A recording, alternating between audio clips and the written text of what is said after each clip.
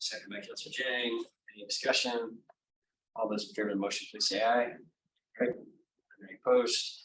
Motion carries unanimously. We have an agenda. Item 2.01. Welcome, President Paul. We just started. We are at public forum, and I see there's nobody. I'm very surprised that people in the room want to make speak at public forum, so we'll go to Sharon Busher, who is online. And Sharon, can you hear us? Yes, can you hear me? You can go ahead and Right, the sound is a little bit garbled tonight. It's not as clear as it normally is. I just wanted to let you know. I'm not quite sure why. I'm calling not to speak to something specific on your agenda, but something that I just wanted to call to the Board of Finance attention and to the mayor's attention. It's very laudable with your very aggressive housing agenda, but as I am a political junkie and go to Zoom into a lot of meetings, I am seeing the housing agenda unfold, which is great.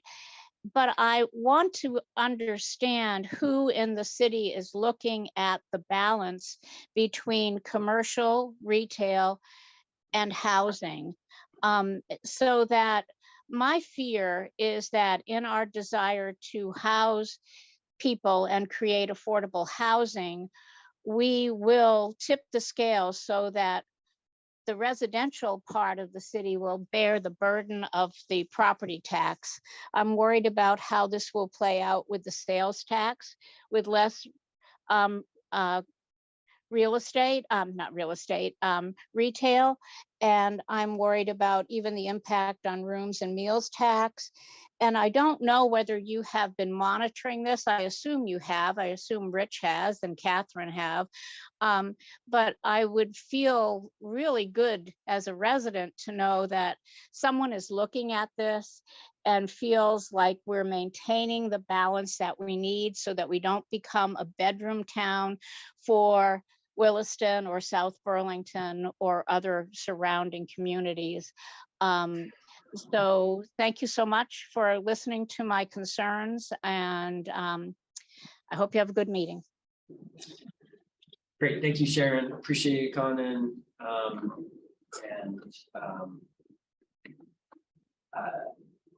I will just say we now have a business and workforce development department that certainly watches additional capacity, addition to CEDO and other capacity for monitoring our business taxes. And I would say the news there coming out of the pandemic is generally good, and I don't really see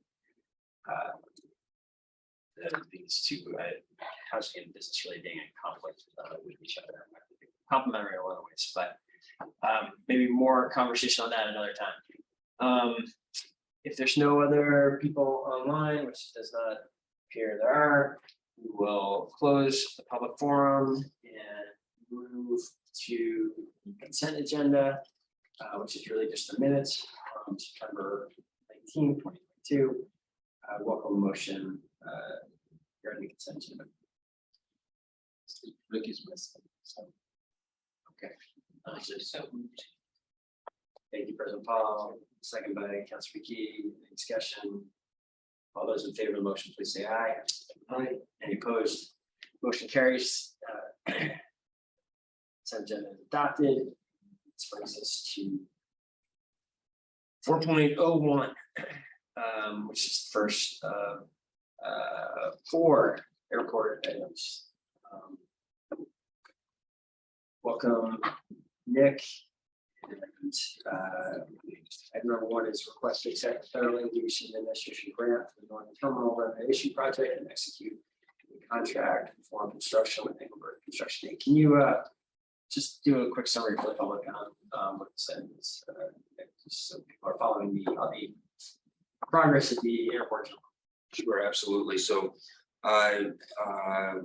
after we opened up our new building, the terminal integration project, we're not able to switch our focus to renovating the North Concourse area because TSA is now vacating from that particular site.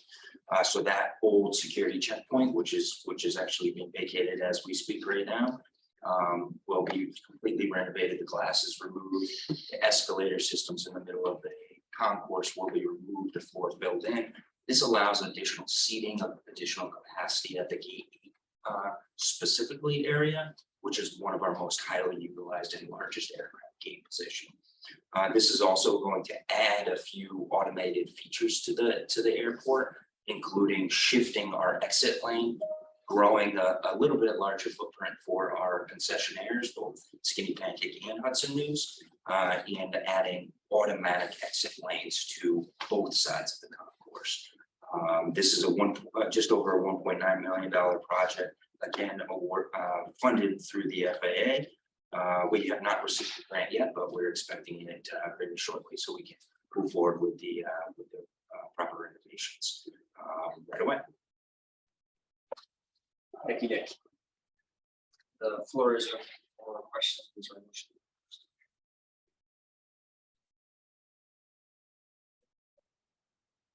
Question as indicated on board. Thank you, Councilor Chang. Is there a second? Second by Councilor Key. Discussion. Seeing none, we'll go to a vote. All those in favor of the motion, please say aye. Aye. Any opposed? Motion carries. Brings us to 4.02, request to accept a Federal Aviation Administration grant for the South Apron TWT extension project and execute contracts for construction with Engineers Construction Inc. and construction inspection services of Coyle Tanner Associates, budget neutral amendment fiscal year FY23 report budget.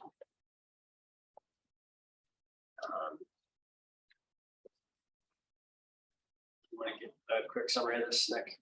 Sure. This is relatively simple as it pertains to, again, extending the taxiway called Taxiway Gold further to the south. This is closest to the Wilson Road properties, and expanding and adding additional general aviation ramp space, a pretty substantial ramp area that's needed on that south corridor. This is over a $5 million project. You can see some of the numbers in the motion, close to the $7 million mark, in which the FAA is providing an additional grant to us, which we're not expecting. This is a congressionally directed spending bill from last year to build this particular ramp space. This does attach to and will be adjacent to the new Beta manufacturing site, but it will be open to all general aviation aircraft and operations, as no federally funded apron space can be exclusively leased to any single entity. And that's about it. Great. How the board like to proceed? Motion or questions?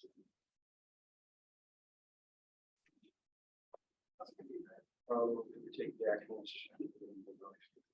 Thank you. Is there a second? Second by Councilor Gang.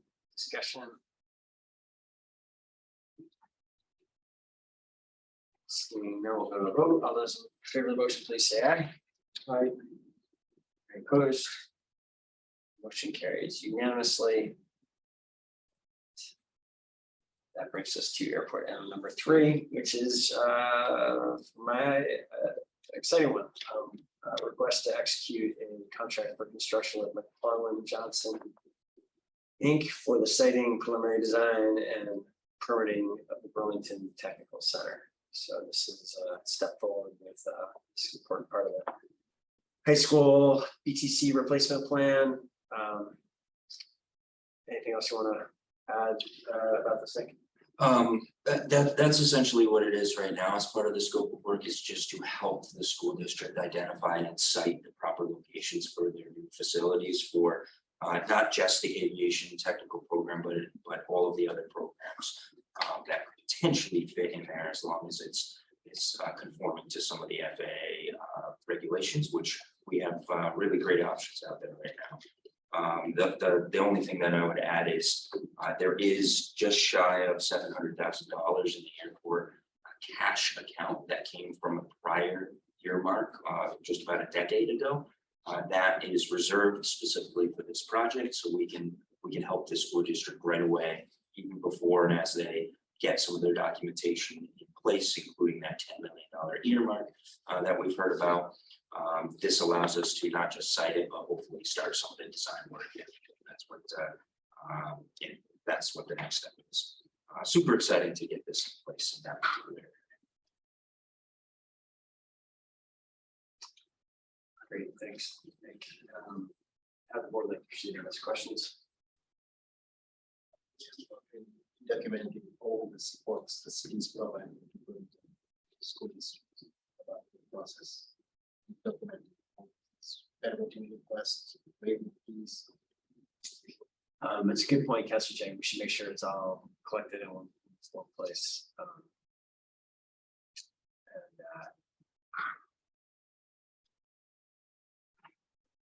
This 678,000. Again, Nick is from where? This was from an earmark through NASA in the fiscal years 12 and 13, I believe. It is cash. It is in the cash account of the airport, and it must be used for high school level education. Okay.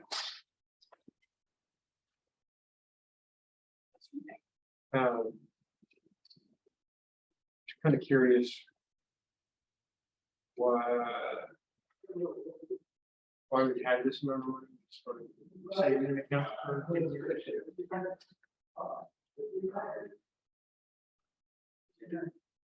yeah. Right. Large amount of money. It is. So during those previous years, 12 and 13, there were initial concepts and designs for a new aviation tech center building. The grant or the earmark at that time was only for this particular, or this is what is left of the particular, not nearly enough to build a 25,000 square foot facility. So over that decade period of time, there was no additional funding to move this project forward.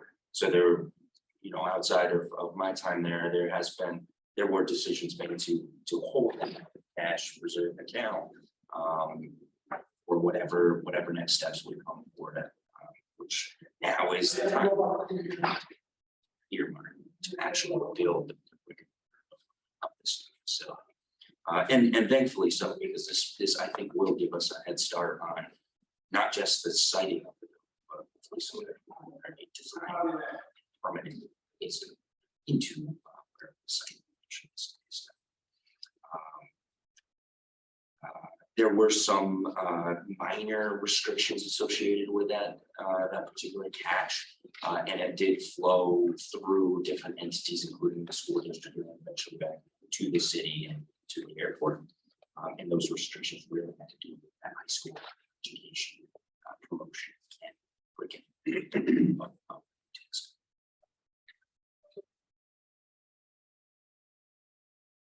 Happy to make a motion as recommended on the votes. By Councilor Jang. Further discussion?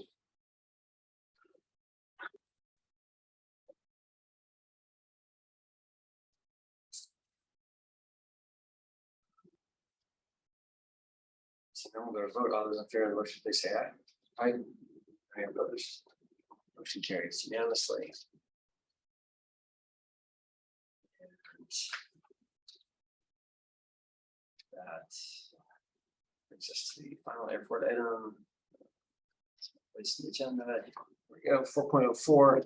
Request to execute a contract for construction with Jacobs Engineering Group, Inc. for the design and permitting of the North Concourse replacement project and budget neutral amendment for fiscal year 2023 budget. I just quick sign here too, Nick. What do you got? So again, this is another congressionally directed spending possibility. This is still going through legislation at the federal level with the help of the mayor's office and the mayor and of course Senator Leahy. We are on a very good track to receive this $35 million, most likely early next year.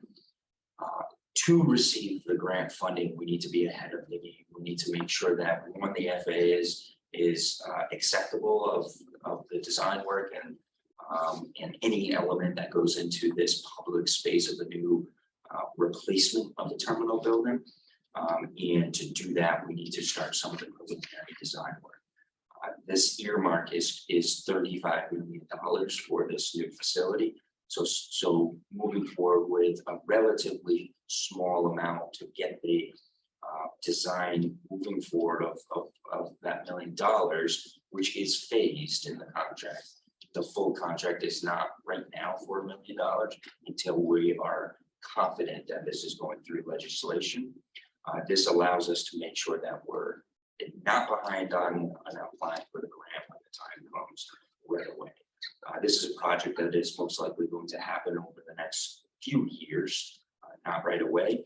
And we're just kicking off our design work and our scope and our in the overall concept of this particular building. The building itself, the initial concept is to remove a portion of the existing North Concourse, which is our highest capacity and least square footage that we have, which is the American Airlines, and then a single United Airlines case. So gates 3, 4, 5, and 6. This will remove that small, narrow hallway down there that way and replace it with a new terminal building extending to the north or towards the air traffic control building, allowing for much needed capacity space for that particular airline and for others. Again, super preliminary, just kicking it off, and this will allow us to make sure that we meet all of the FAA's expectations. Thank you. Floor's open. Thank you. I'll make a motion to take the action as recommended. Thank you. Second by Councilor Jang. Further discussion? Seeing none, we'll go to a vote. All those in favor of the motion, please say aye. Aye. Very opposed. Motion carries unanimously.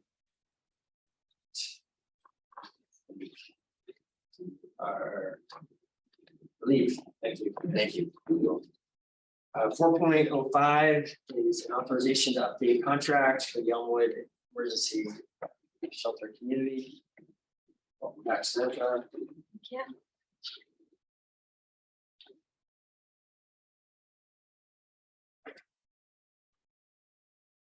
I want to do a quick summary of what we're doing here.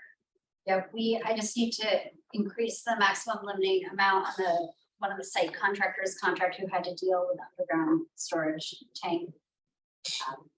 Because that costs money.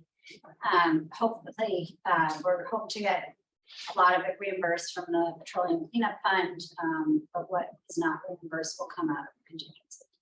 So just an authorization to increase that maximum limiting amount on this contract. Okay. And people should walk by all the shelters are there. That's awesome. Yeah, it's been exciting. People haven't been by recently. This surface and There's 25 shelters. Yeah. shelters will be up. Will be a communication going out. CEO hasn't already gone out about volunteer for opportunities. And, the community is being invited to help with something. Like the next couple weekends. Got there. How would the board like to proceed? Are we ready for a motion? There's a problem. Go ahead. I was just wondering why, have we done like a preliminary study on that site? We just a desktop review study because the majority, we're not doing a lot of work underground on the site. So we just did it like in terms of an environmental review. We just did a desktop review that didn't reveal anything. It was an unknown storage tank. Honestly, phase 1 had found it anyway. And it was our last trench that we were digging. So we hadn't done a full study. I mean, I misread the memo, but we discovered a tank at the site or on the site. It seems that it's not underground.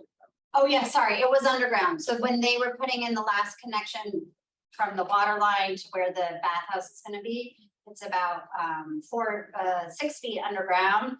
They had a fuel tank, a fuel oil tank that used to be a residential tank that was buried underground for a very long time. So it had been leaking underground before they hit it. And can you tell us a little bit about the petroleum fund?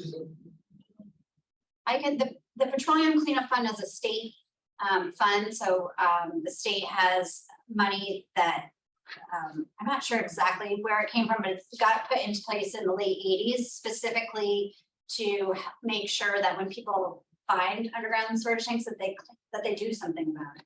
And don't just like put more dirt over it because, you know, which obviously we wouldn't do, but some people do. So this is money available when you find one of these tanks to clean. It's really for removing all of the dirty soil and all the testing that goes in to make sure you've gotten it all out. So it's state funds to make sure they're taken care of. There's lots of underground oil tanks in the state of Vermont. I mean, in terms of also safety, I just don't want anybody or any group to basically turn back against the city, you know, Yeah. litigations. Yeah. Because we did not do like a proper study. Yeah, and no, yeah, that's not an issue. And in terms of safety going forward, it will now be monitored by the State Department of Environmental Conservation of Safety.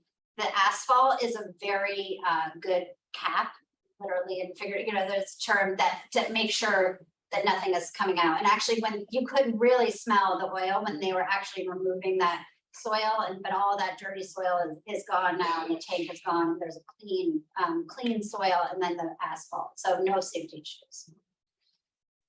If I get to thank the motion, indicated. Councilor Jane, second by Councilor McKee. Further discussion?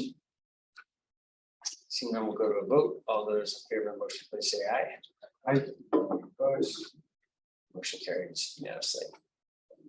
Thank you, Samantha. 4.06, this is a Great Streets Main Street Design Contract Amendment number 5. PHP. Welcome. Kick us off here. Bonnie? Yep, I'd also note we have Director Spencer, as well as Steve Roy from Water Resources here with us tonight for this item. Actually, gonna let Olivia go through the details. Yep, hi, so we are coming to the Board of Finance tonight as we're seeking to enter into our primary consultant, EHB. This amendment will account for some additional work to the contract, mainly the ravine sewer component, which is approved, was approved by the voters for under the TIP bond funding in March, and needs to happen as part of this project if we want to see any future development in the area, particularly along the super block at the corner of South Winooski and Main Street. So part of the goal of this project is to abandon that portion of the ravine sewer, and I'm actually going to let Steve Roy talk about that a little bit. That is one component of the amendment. The other component is a contingency, additional design contingency, as well as some of the soils work that needed to what's that? In the parking study, which is being advanced in coordination with this work as well, to address some of the concerns from mainly the business community. So city has also assigned that work to VHB to assess the parking utilization around the downtown area, the turnover, and address if there are any future facilities needed to accommodate any current or future development in the area. So Steve, I'll let you have it to talk about the ravine sewer a little bit. Sure. Thanks, Laura. Is actually here for a different project.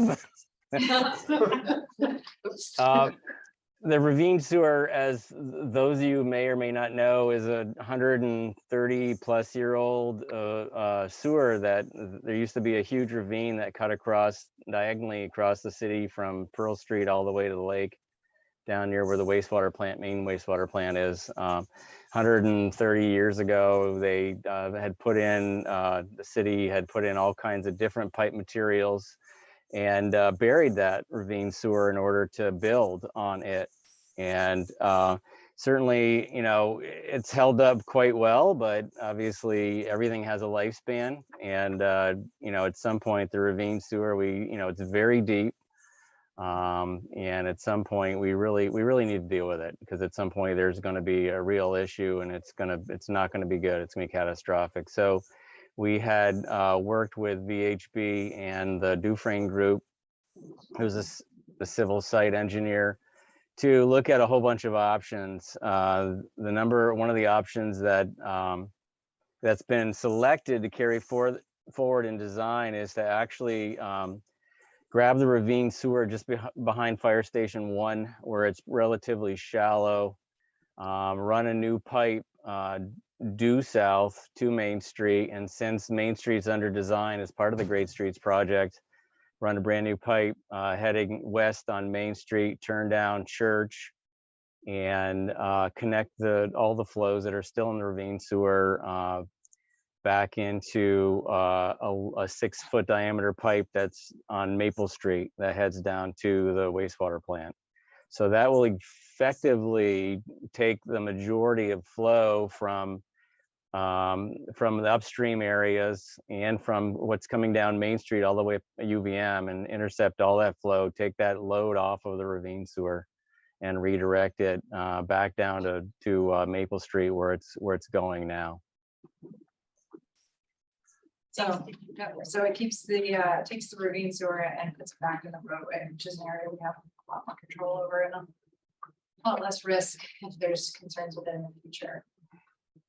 To speak to the budget, this is inside of fiscal year 23's allocation that we already had to the project, so it's not an increase to budget, it's really just an authorization to add this work to the contract. Okay, good. Thank you for that thorough review. The floor is open for questions or motion. Answer, Jack. Question is about DPW commission. They don't give it, approve it, and next time, please, say. Yep, the DPW commission doesn't have, to my knowledge, authority over the wastewater ravine. They mostly oversee the parking and traffic regulations. So the commission hasn't seen the ravine sewers alternative yet. The internal siting that Steve mentioned has been mostly internal. And so with this contract and this work, we can then start putting the public outreach together that we've done for the rest of Main Street. Even if they do not have to go to support or disapprove, and you still present it. Yes, and we tentatively will be going in front of them in November to start talking about the parking study that is underway. So we can certainly mention that.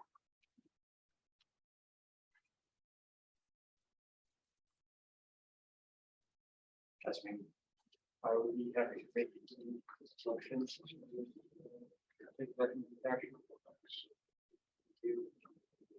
Second by person Paul. Further discussion? Seeing none, we'll go to a vote. All in favor of the motion, please say aye. Any opposed? Motion carries unanimously. That concludes the approval recommendation of the council session. We've moved that to finance following items. 5.01 is request for approval to execute a contract for underwater infrastructure inspection, cleaning, and repair services. That was the item Steve was here for. Steve, do you want to give us a quick summary of that? Sure, thank you, Mr. Mayor. We have water intake pipe out in the lake. We have wastewater outfall pipe in the lake. We also have a number of crossings of the Winooski River for sewer that goes from the new north end to the north wastewater plant at the very end of North Avenue. Historically, we've had it inspected by a local diver and a friend that would go through and take a look at all these pipes for us. But we've come to realization that both these gentlemen are fairly old now, first of all, and second of all, you know, there is a liability, right? Having it done by a couple of local divers. So we put together an RFP for commercial divers to give us a price to do the work. We ended up getting 3 proposals back. The local one is M&K Diving, and if you looked at the information there, you could see they're a whole lot less expensive than the other 2 commercial diving companies that are from out of state. M&K is in North Clarendon, Vermont, just south of Rutland. So, and we've done work with them, and we've vetted them out. We asked for clients, and we've checked them all out. So our request here is to authorize the director to sign an agreement with M&K Diving to actually do inspections for a whole number of years, all the way through 2026, I believe. And then for that fixed amount that they gave us, and then we're asking for additional funds because in case that there ends up being work involved with some of these inspections.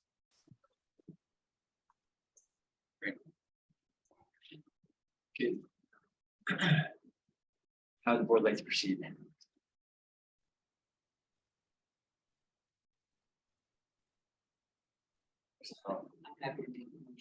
Great, instruction. Use our second. Second by Councilor McGee. Any further discussion, questions? Seeing none, we'll go to a vote. All those in favor of the motion, please say aye. Aye. Any opposed? Motion carries unanimously. Thank you. Thanks so much. Sorry, Take one care. second. One second, Steve. Yep. What was that, Councilor Jane? So based on also what we just hear, the DPW commission doesn't include the sewers, you know, and I was just wondering, what is the city board or commission? It's a little bit expertise to look into these items that are sewage related. To bring these items to them for expertise. Yeah, it's an interesting question, Councilor Jane. Chapin, are you able to speak to how and to what degree? Can you just expand on what role the commission plays in the sewerage issues? Sure. We did get former Attorney Bergman back in 2012 to outline the responsibilities of the commission. The responsibilities which are detailed in charter and ordinance do have some oversight in water and wastewater utilities. There are some financial requirements that we approach the commission. Overall, our engagement of the commission on water and wastewater issues, like around the Clean Water Resiliency Plan, was done out of our effort to engage and get their input, not out of a ordinance requirement.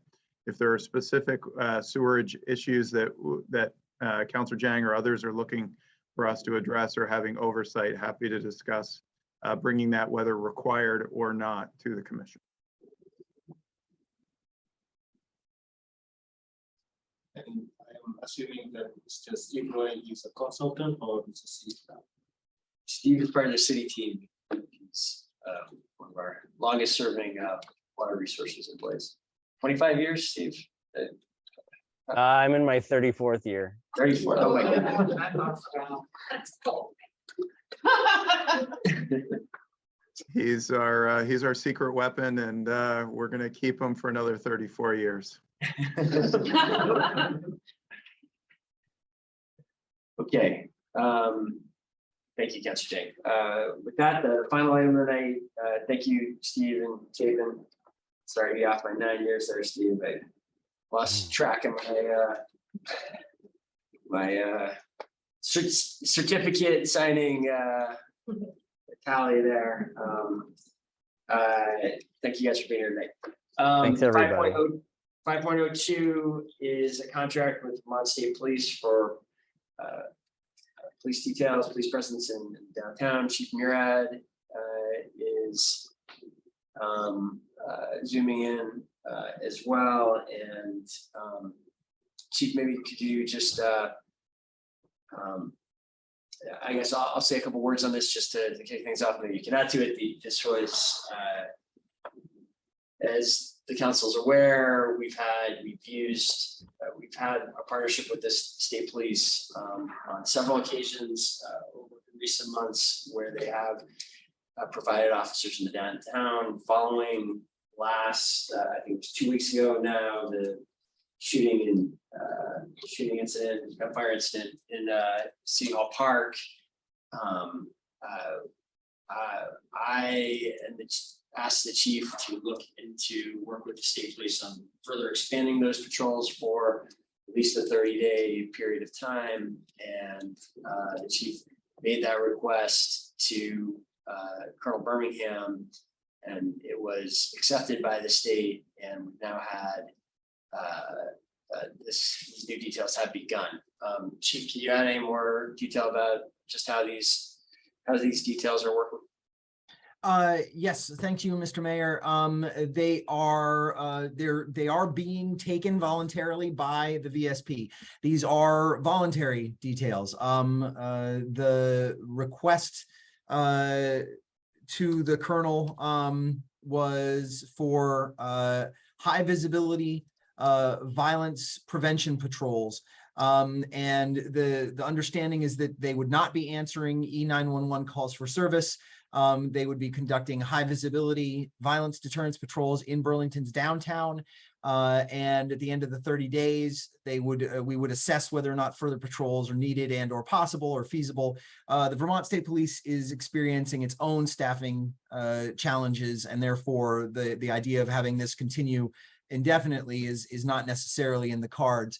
This is a 1-month contract for the time being. The amount that you see is predicated on attendance that has already not been achieved. So we're already below that amount as a maximum, in that we've had, I believe, a total of 4 troopers who have deployed on these details. I'd have to confirm that for sure, but we certainly haven't had the nominal ability to have had let's see, it would have been 4 times 4 times 4. So we have not had that number. These shifts are divided into 4-hour blocks, and they are they're given us very specific area in which they are to give foot patrol with minimal vehicle patrol. That area is essentially the bricks of the marketplace and City Hall Park, and City Hall Park is understood to be the focus. Thanks, Chief. Floor is open for questions. Discussion. What would be the paying mechanism to the state? Is it by dual reimbursement procedure, or just execute the contract and you pay for it? And if people are available to come, they're available. If they're not, they're not. Go ahead, Chief. Sure. We're only going to pay for the services they're used. Correct. That is correct. We get billed, and we are paying both for the hours they work and for the travel time they incur. And so it is, I'm pulling it up right now. I apologize for not having had it ready immediately. It is understood that they will bill us for those, and we will pay it. And I do confirm how many people are coming in and coming out. We give them radios, so they have to report here at 1 North Avenue. They take one of our encrypted radios in order to do the foot post, and then they return it. We have an idea of them being out there. We want to know that they are there. Again, they take that radio not because they're going to answer radio calls for service, but because they need to have a radio for safety in order to call assistance, in order to be tasked with emergency response if necessary. But what they're not there to do is, hey, we just had a larceny at Honey Road. will you go handle that trooper? Presumably a trooper on the corner is going to address that and maybe be called in, but is probably then going to call a Burlington police officer to actually handle that because that's not in their mandate. But obviously if somebody from Honey Road leans out the door and says, there's a person in here throwing dishes, or that person just ran out with our cash box, that trooper is going to take action. What they're not going to do is be deployed from the corner of Church and Main, where we know them to be, up to, I don't know, to Halverson's, where there is a dispute. A Burlington police officer is going to go do that. Would they be using like state vehicles and also dressing down with the state uniforms, or? They will be in, they have been in, they come with their own vehicles. Vermont state troopers have take-home cars.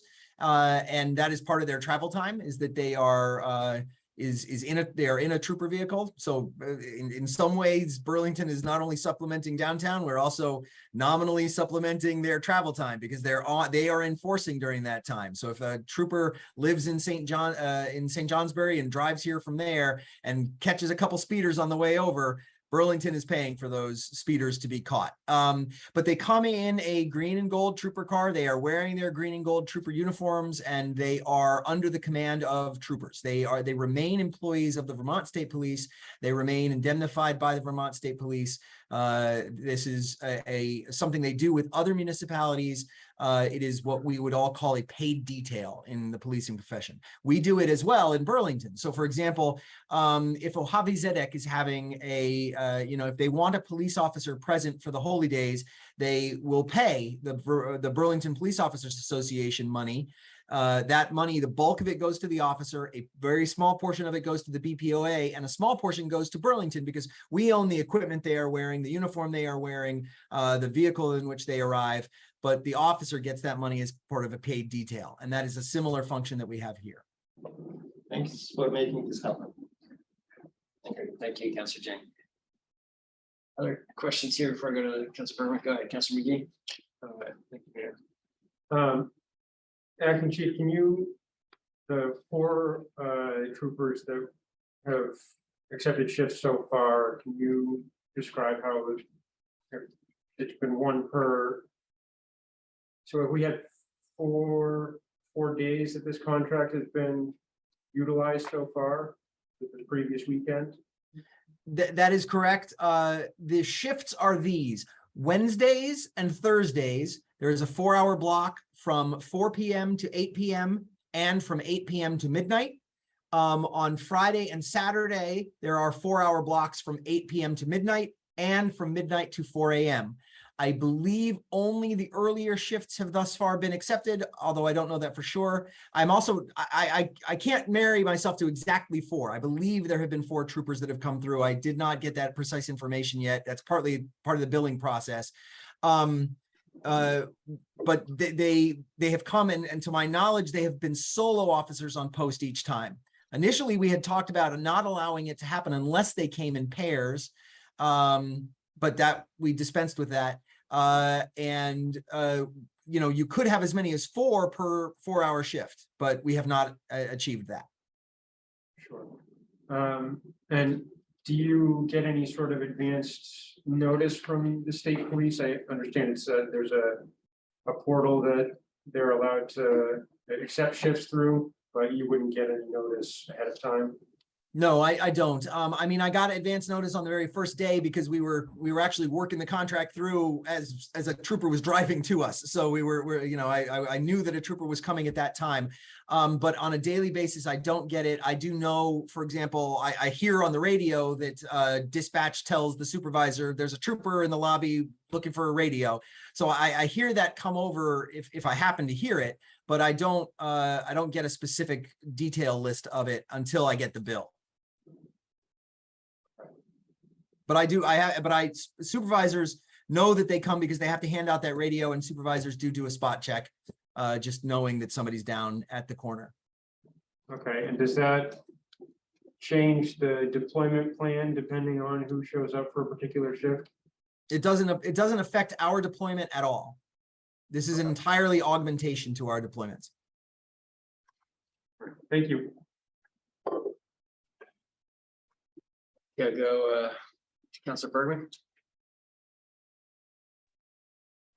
Thank you.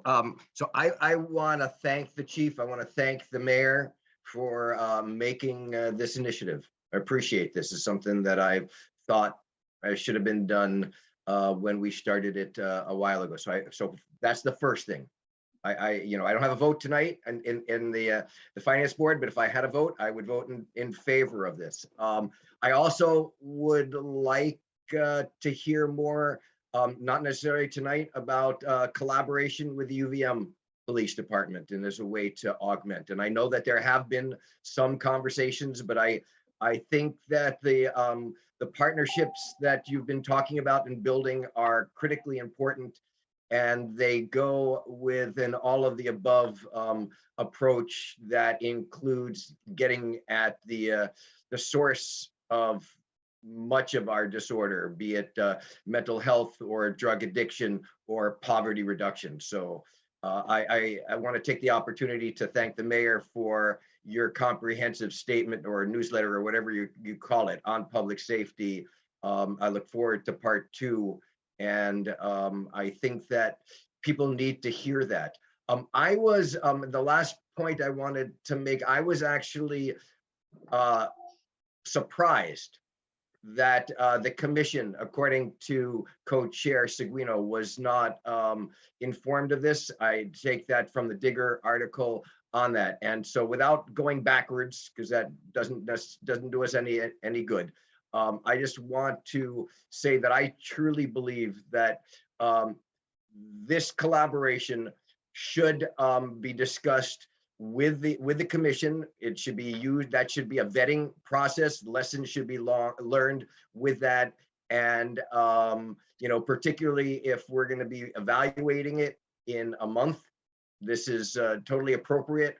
It's appropriate to see how the different locales or jurisdictions deal. We've got different policies and procedures. We've got our own directives.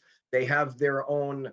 So this is important as we try to grapple with transformation and transformation and civilian oversight for this to be a piece of that and not separate and apart. So I want to encourage you to bring this and have the conversations about the operational details and their relations with the policies and procedures more fully with them.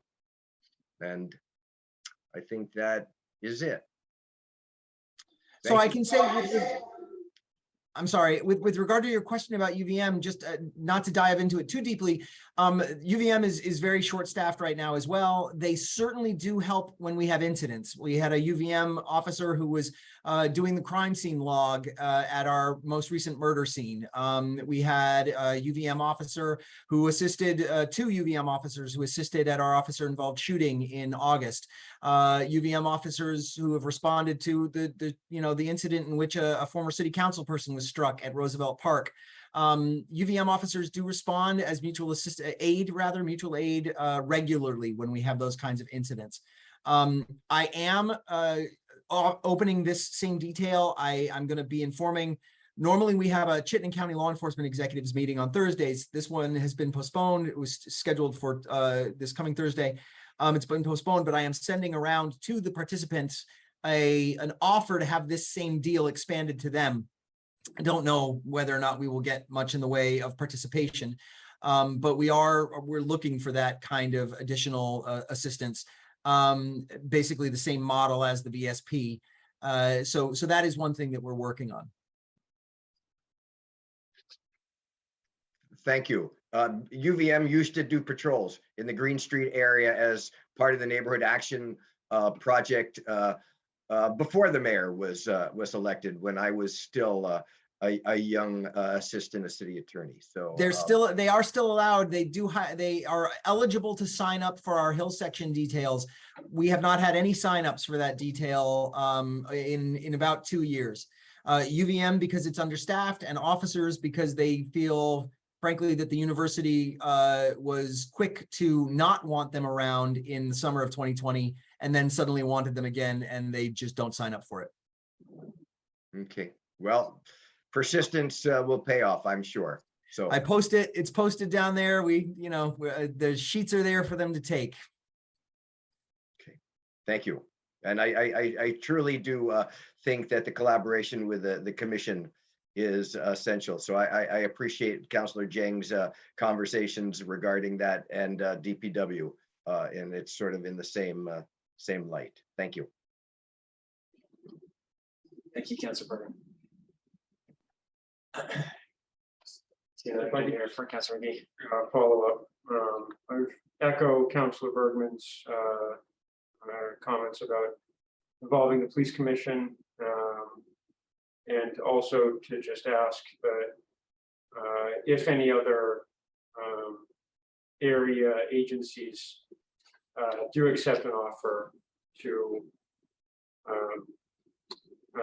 post additional shifts, that we're made aware of that, just so we know what other law enforcement agencies could potentially be operating in the city.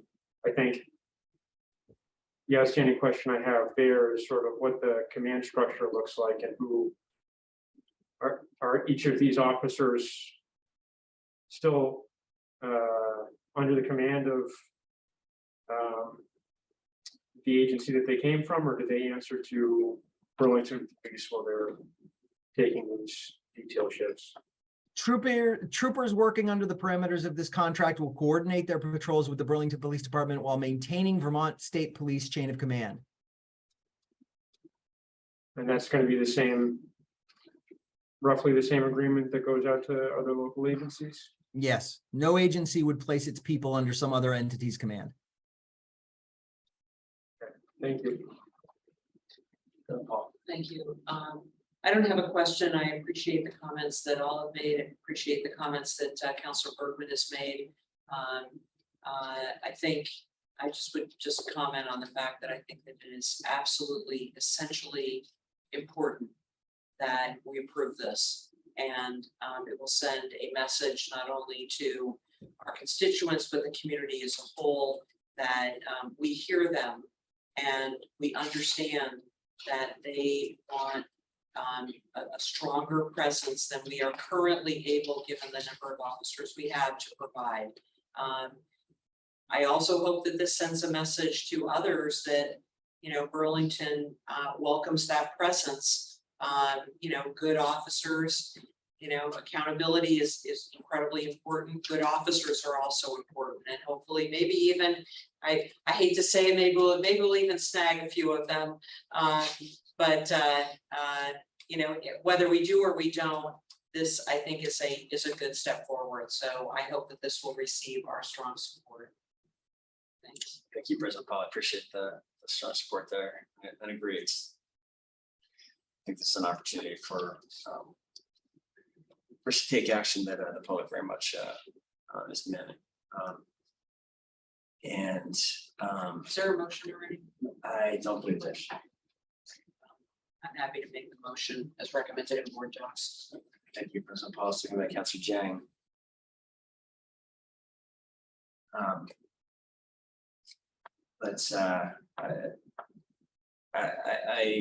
I note the comments regarding the commission as well.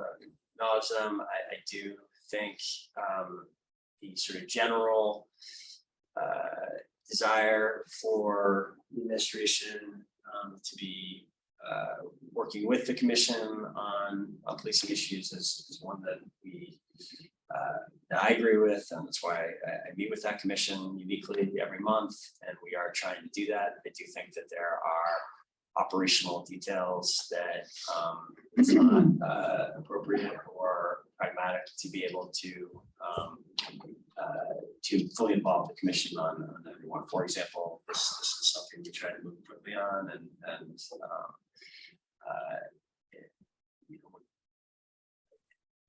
a situation where the city can't move as circumstances see fit. I also have some concern, was noted. I just didn't respond to it in the moment, but I guess it's sort of come up again. I will make a point here. I don't fully agree with the idea that was mentioned by previously, that we should expand the commission role to be reviewing all job descriptions. That's something that has not been a commission. We've very clearly had that not part of either the police commission or other commission reviews in the past. Something that's been handled